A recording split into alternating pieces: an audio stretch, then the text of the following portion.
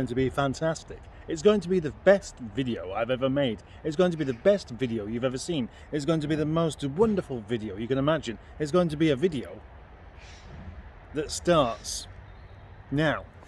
So, what can you expect of today's video?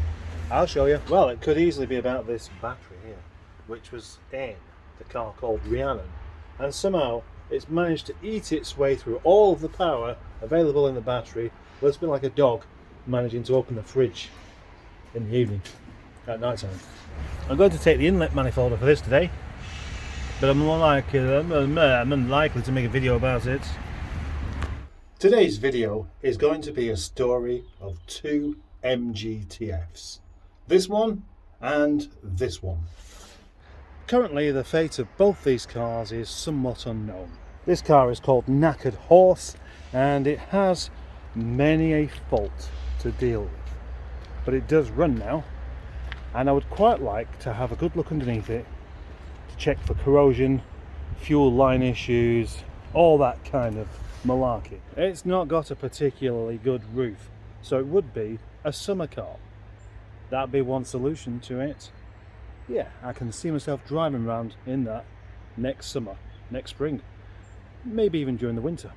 This one here runs and drives and all that, but it does have corrosion and it does have corroded brake lines, and when it does finally go for a proper MOT, I might find a whole load of other issues with it. Last week I was asking for name suggestions for this car because I hadn't got around to it, and then it turns out it's got a name. It's called Susie Sunshine, which is kind of appropriate, I suppose. The previous owner of Susie Sunshine has contacted me and said that she would like to buy it back once I've finished with it. And I presume that this is a young lady and not an old lady. I hope it's not an old lady because I don't want to end up feeling sorry for her.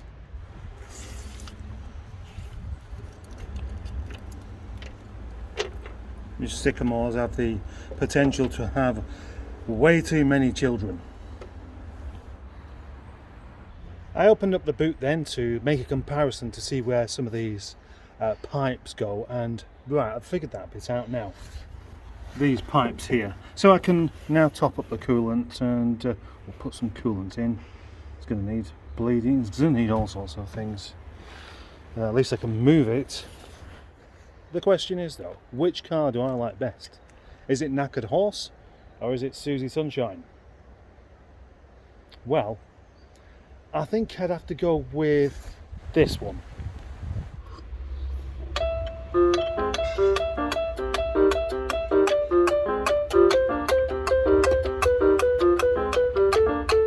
At the moment I can really relate to Knackered Horse here because I've got a bad knee. Here's something I like about this car. There's room for a decent sized battery, unlike the Rover 45. Knackered Horse, it must be getting serious and putting some lovely raspberry flavoured cordial in you. Actually I'm not, I've just spilt it down the floor.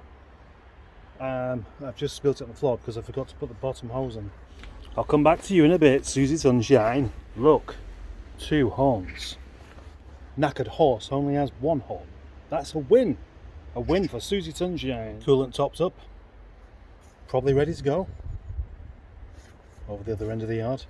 As the driver's door doesn't open from the outside, I thought I'd put the roof down, or at least partially. Don't want to go any further than that at the moment. Another reason for putting the roof down is that these mirrors are not particularly efficient, and it looks rather strange. Doesn't look like I'm in a car at all, does it? Anyway, so I'm going to drive this MGTF up the other end of the yard. It's got no catalytic converter because it got stolen, and there's no engine cover, so this is going to be a bit on the loud side.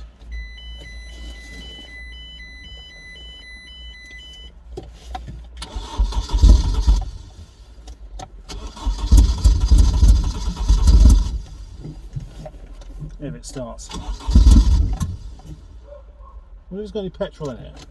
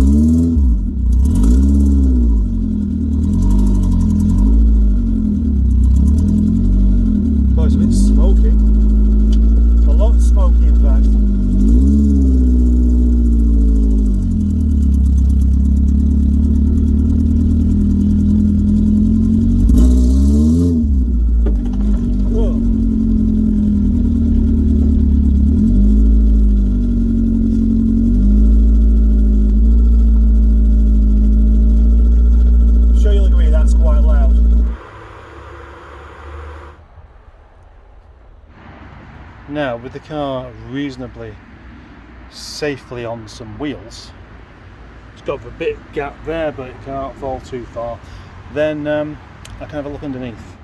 And what I am looking for underneath here is corrosion. I'm looking to see if there is any. And look at those coolant pipes. They've been painted silver to mask the fact that they're corroding. It doesn't matter whether they're corroding. What matters more is whether they keep the coolant in place. Oh. It's actually quite difficult to get to most of this. I need it to be on the proper ramps in the garage, I think, to actually really see what's going on here.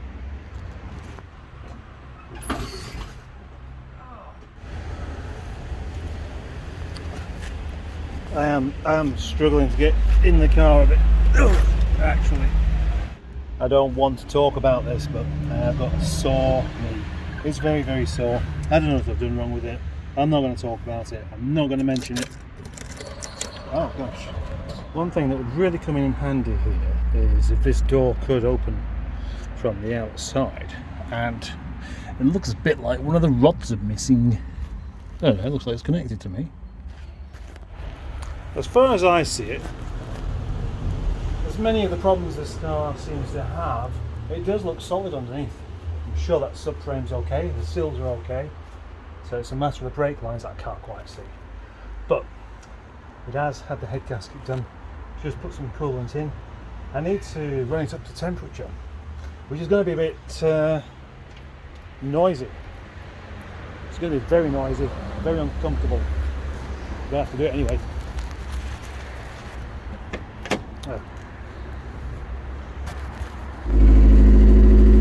Having no exhaust on there makes it a bit difficult to tell how quiet and smooth the engine actually is.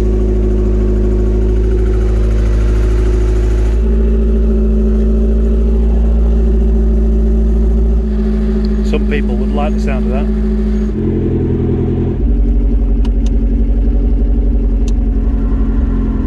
No hot air, but then it's not up to temperature anywhere near, in fact. I wonder if it's actually got a missing thermostat.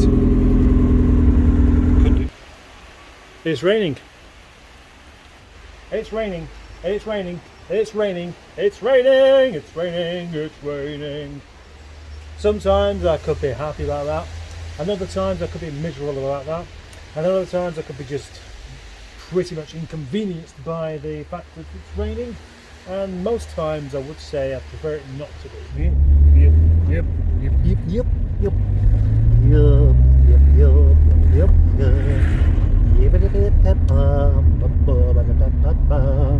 That's right.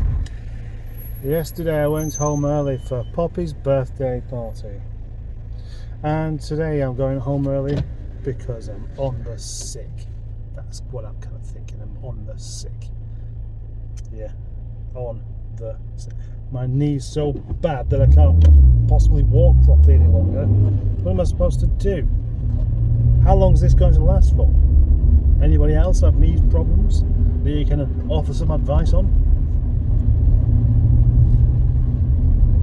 I don't tend to listen to advice very often. Been getting some more advice in the comments about Rhiannon's fan issue, and there are a couple of things I will look into when I can get up and down a bit more easily. You probably think I'm joking, and I wouldn't blame you, because if I was watching this I'd be thinking the same thing, pulling my leg. But actually I'm not. I'm genuinely exceedingly uncomfortable, and it's making me feel miserable. And if I make videos while I'm at work being miserable, then I'm passing on the misery, and I don't really want to do that. I like to pass on happiness and good thoughts and good ideas. Whether they're really good or not, I don't know. Anyway, that's it for this part of the video. Now you can watch yesterday's video that I should have posted. Oh yeah, here's a point. Normally you'd see me up and down the yard quite a bit more than I have been today, but because I can't do it quite as quickly as I normally would do, I haven't had the urge to do anything where I've got to be moving stuff around very much. And this leg thing, do you know, having actually a genuine limp is so embarrassing. It really is, because what do you associate? Man with hair and beard and a limp. That's not an image I particularly want to be seen having. So I'm going to just shut up just like those sheep up there that are being quiet.